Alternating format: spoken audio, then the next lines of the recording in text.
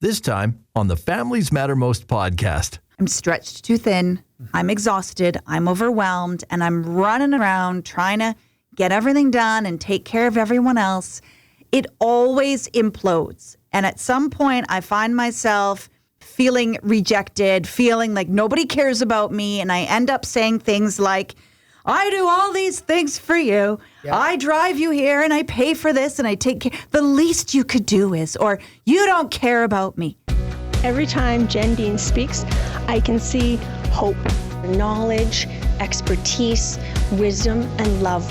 When Jen Dean speaks about parenting, we make sure that we are there to listen because we know we will get valuable advice. Families Matter Most with Jen Dean. She doesn't just give skills for us to be better parents, but she teaches us how to reach our children's hearts. And at the end of the day, that's what truly matters. On the Families Matter Most podcast today, I have Dr. Node Smith. Thank you for joining me. You're welcome. Glad to be here. Node Smith is a board-certified naturopathic physician. He's also my naturopath. He's director of Teal Holistic, a health consulting and wellness services firm that serves an international community. So wherever you're listening to this podcast, you can reach out to Dr. Node. He is an expert in behavioral change, and also he's a really great counselor and life coach. One thing I like about him is he's really good at helping find the underlying causes and figure out how to overcome obstacles. Now, originally, I went to him because I wanted help from the naturopath side, but also I really wanted the counselor life coach side. And what I really appreciate, Node, is that you're able to do both. And I value that a ton. He's also written his newest book, The Witness and the Four Behaviors. And it's a kind and honest guide to the art of self-healing. This book is as if you were sitting on his couch, because I've been on his couch, and you can hear his voice reading it to you. And it's as if he's walking you through, 5 to 10 sessions? Mm-hmm. Yep. In this one book. Amazing. Thank you for being here. You are welcome, and I am very grateful to be here. Hello, everyone. Now, Dr. Node, I give you full permission to talk about me because I went to you originally because I was stressed. Like, I wanted to find a way to process and deal with stress better. I feel that some aspects of my life can be stressful, and I don't like that feeling of carrying it. But once we started working, I realized, I've got so much more. There's always so much more. There's so much more. So I thought it would be interesting. And like I said, I give you full permission to talk about me. But what are the kinds of things? Like, most of the podcast listeners are women. We have some men, and we're happy you're here. But most of us listening are women. We've got kids. We're trying to manage all the hats. You know, like, some of us are stay-at-home moms. Some of us are trying to develop careers. And yet we want to be there for our kids. If we're married, we want to be there for our husband. We want to take care of ourselves. And we want to look good in these clothes. And It's so much. Like, what do you see coming into your office, sitting on your couch? What I see is the plight of being human. Is not for the faint of heart. No. What comes to my mind, hearing you say that and thinking about the moms that come to see me, is how often the obstacle is this idea that to take care of myself means I'm selfish. I don't deserve it? I don't deserve it. I feel guilty when I'm taking care of myself because I'm not taking care of other people. Yes. It's a really difficult hurdle to overcome.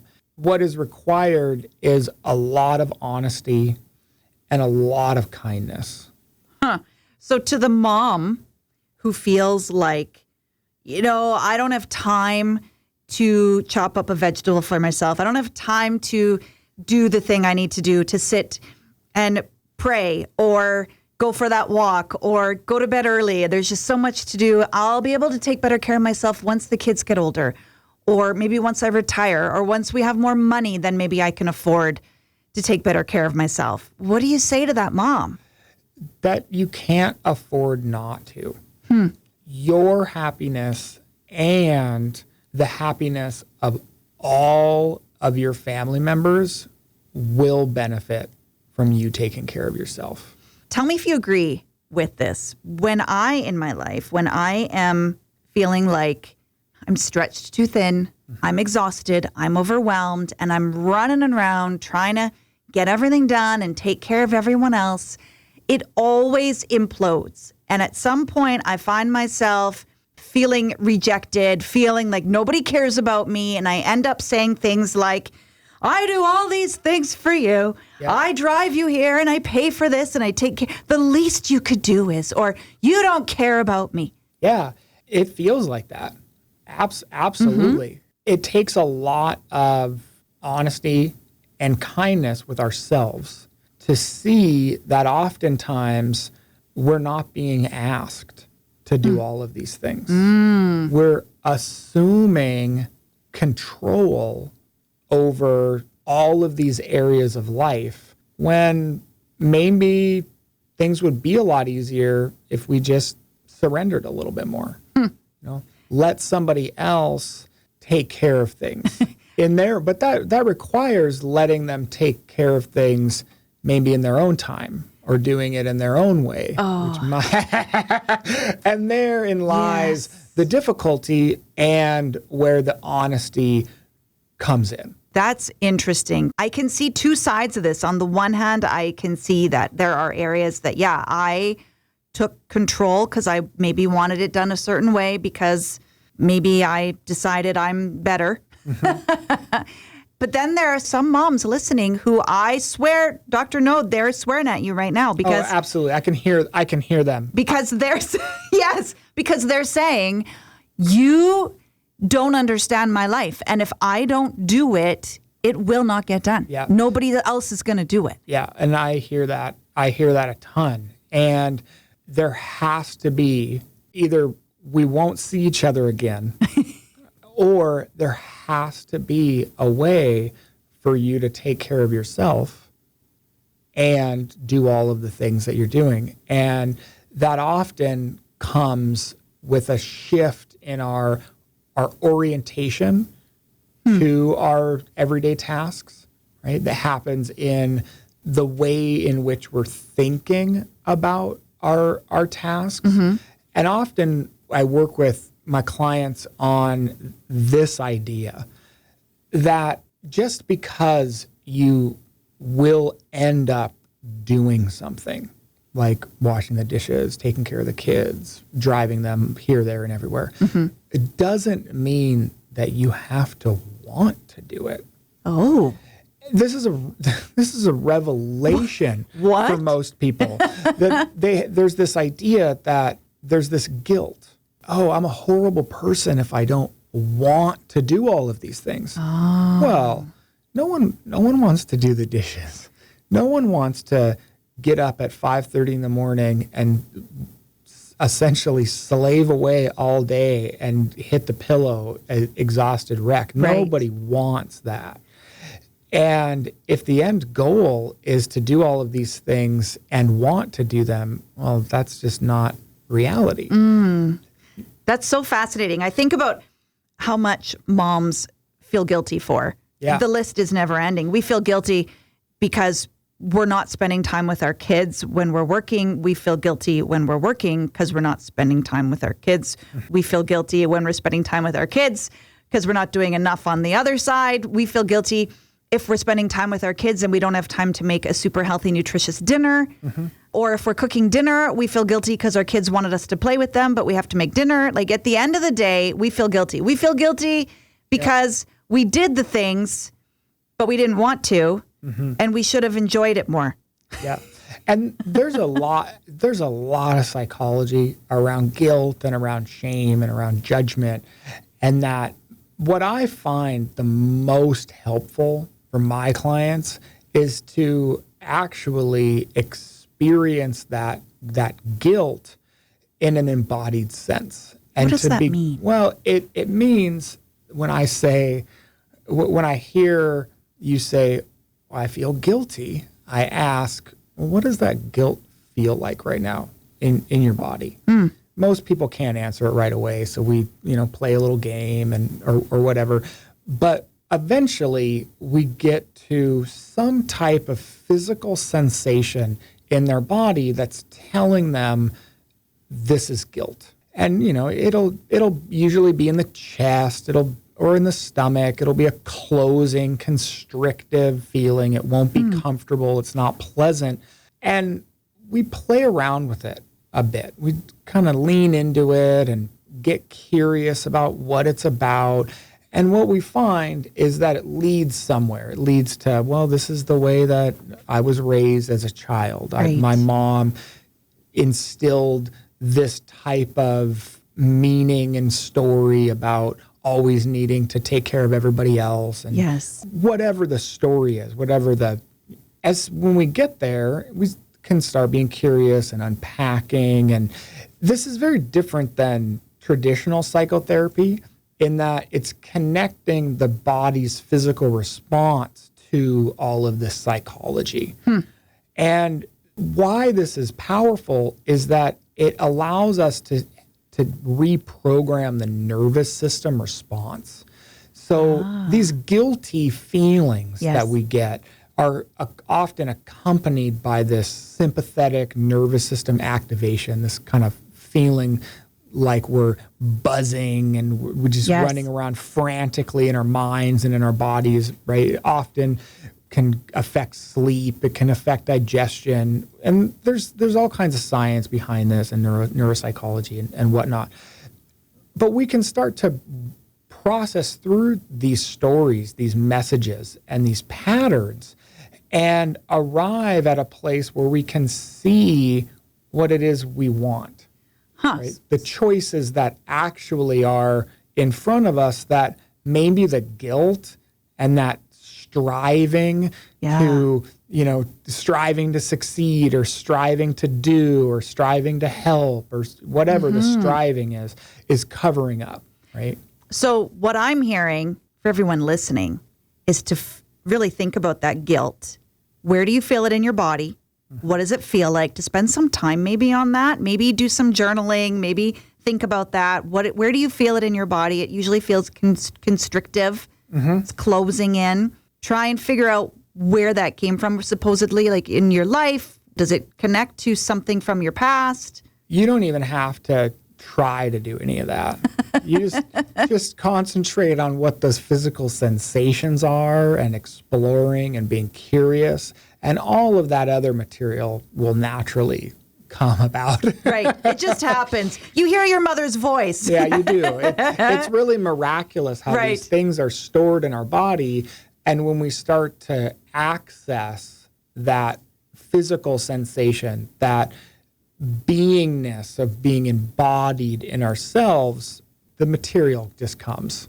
As we've done some of that work, what next? Because moms are going to say, okay, I feel the feeling. I feel it. Now what? Yeah. Be curious. If you're doing this all by yourself, be curious and be honest and be kind. There's no goal, right? There's no end result that's just you're going to be perfect, but you will learn something. And that learning will be a first step. Maybe it's, just a next step of Yes. work that you've already done, and it will teach you something. For me, some of the things that I've learned from sitting in the pit, the uncomfortable feelings, I've learned that a lot of my guilt comes from putting my hopes on my kids. Like, I think my kids are the most important thing in my life. And when I was a young mom, like, I just decided that I was going to do everything I could for them. And so at any sign that something in their life hasn't gone as well as it could have, or there is something wrong, my brain wants to make it mean my fault, that I have failed them somehow, that I failed my children, the most important people in the world, and they're going to have, a lesser than life, and it's going to be my fault because I did something wrong. And can you see the guilt that would just crash down? Oh, yeah. So I've had to do the work Yeah. of getting curious and realizing that my worth can't come from my kids. I can't put that on them. That's not fair. Yeah, absolutely. It's very interesting how we begin to see that a lot of times these patterns that we are in are our way of having control over our lives, right? Making everything neat and tidy and organized in the way that we want it to be in our own perfect world. Because then I'll be good enough. Yeah. Then I'll be safe enough. Oh, and everyone will know. Yeah. Then everyone will know that I'm good enough. Oh. I can prove it to everyone. Yeah. Oh, there's so much there. There's so much there. Absolutely. But I think, first step is getting curious, noticing where it is in your body, Yeah.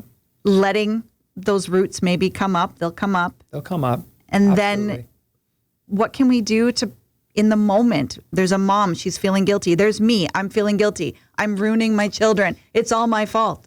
So I teach people in the moment, I teach people how to witness. And it's often people who can do it can leverage it as an incredibly valuable skill to relieve stress and tension and really find calmness right now, no matter what the circumstances are. And we've worked on this before, the witness. Yes, I remember this, and I do this some days better than others. Yeah. It's a hard sell because not everybody can understand it. Not even, some people can't even understand it intellectually. But it's a process of visualizing yourself objectively from a third party's perspective. Right. And if you're a spiritually inclined individual, if you're a Christian or follow some other religious or spiritual path, this is the view that God looks at us through. This is our higher self looking at our lower self, our fleshly self, our earthly self, however you want to phrase it. It's also what they call the fourth state of consciousness. It's the first consciousness. It's the first meditative consciousness. So when we begin to sit in contemplation or meditation, this is that state that we go into where we're not oriented as our body and as the me that's running around anymore. We're observing that body. We're observing that me.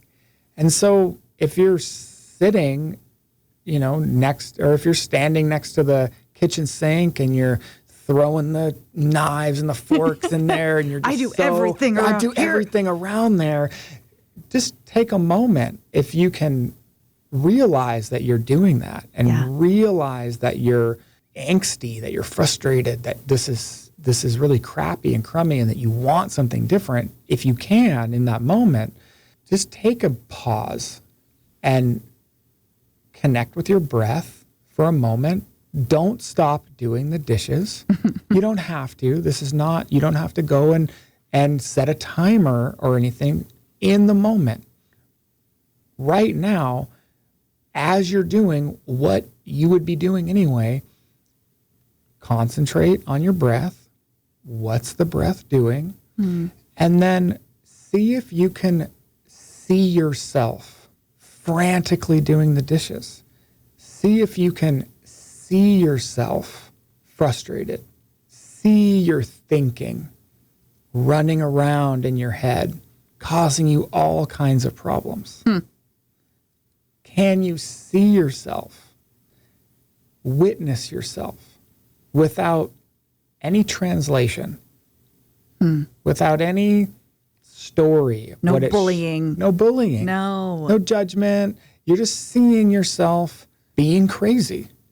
Yeah. Right? Or feeling sorry for yourself. Yeah. You see yourself mad, upset. You see yourself frustrated. Don't try to change it. Just see it. Just witness it. And that's what I teach my clients how to do. And so some people get it right away, immediately, and it transforms their ability to find calm throughout their day. Yeah. And I was working with a 19-year-old kid who, we worked for, I don't know, a year and a half before he could get a glimpse of what I was even talking about. Right. So we didn't work a lot on this, but Yeah. you know, it's not something that just automatically comes because you know, one person can do it. For me, because my faith is important to me, the way that I've applied this, and it feels really good, is I just imagine observing myself like through Jesus, like through his eyes, because he would never bully me. Yeah. He would never tell me off and say, well, you should be better at this by now. He would. Yeah. So it helps me to really think of, okay, let's look through Jesus's eyes on this situation. And for me, it helps me to be like, when I remember to do it in the moment, it helps me to think like, oh, Jen, look at that. She's running around feeling sorry for herself. Like, come on, like not in a shamey way. Yeah. In a, yep, Jen is doing that again. Yeah. And this is a defining characteristic of being able to witness ourselves, is that it doesn't have a shaming, judgmental quality. Yes. And it's something that I end up working with a lot of clients on, because most people, their first inclination is, oh, I can do that. And my experience is that that person is feeling sorry for me, that witness is upset or thinks I should do something different. Or, that's not witnessing. You're just thinking about your situation in a different way. And so you can just use this idea this idea that you will come to a place where you can just see yourself acting the way you're acting without any judgment, without any shame or guilt. Yeah. And it will be comfortable. It will be pleasant to some description of the word.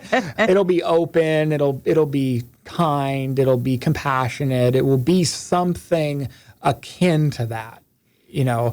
And if you're not experiencing that, just ask yourself, oh, can I see myself experiencing this? Oh, can I see myself experiencing this? Oh, can I experience myself having those thoughts? Oh, can I experience myself? Can I witness myself? Witnessing myself. You got witnessing myself. It's like Inception. Yeah, it's like it's the Russian dolls. Yeah. The Russian dolls. So just witness yourself until you get to a place where the end result is openness and just no translation. And that's when the mom guilt goes? Well, in that moment. Yes. And then it'll come back in the next moment. And then we do it again. Right. And that's why we're hearing, you know, a lot of people talk about being in the moment, living in the now. Yes. Because this all is relevant right now. This is so good. Dr. Node, thank you. I know that there are people that are going to have changed lives just from this podcast. There are so many, in particular moms, but dads have their stuff too. There are so many moms that struggle with mom guilt constantly. It's such a burden. And so I really hope that if that's you, I hope you apply these practices. And I hope you reach out. I'm going to have information to be able to get in touch with Dr. Node and have your own one-on-one sessions with him if he's accepting clients. But he also has this book, The Witness and the Four Behaviors. What I like about this book is because I've been on his couch going through the sessions, I can hear his voice. If you can't, for whatever reason, if private sessions aren't an option for you right now, this book I would highly recommend. I would say it's the equivalent of 5 to 10 sessions with Dr. Node privately, and he can walk you through so much more than this, but definitely this. Any final thoughts? What would you like to leave with parents today? Be kind to yourself and be honest with yourself. And you're already on the road to healing and to health if you want to be. Yeah. And likely you won't be getting off because it's just something that resonates with you. Yes. Just start. And if you're thinking, well, I don't have the time because I'm so busy, you need to make the time. You're worth it. And we all know, and I think you know too, listening, that if you take the time for yourself, it's going to help you show up more authentically for everyone you do life with. So it's worth it. Thank you for coming and being my guest, Dr. Note. Oh, you're welcome, my joy. Thanks for listening to the Families Matter Most podcast with Jen Dean. Book a free strategy call today and get the tools and tips you need to be a more calm and confident parent. For more podcasts, online courses, or just to get more information, visit familiesmattermost.com.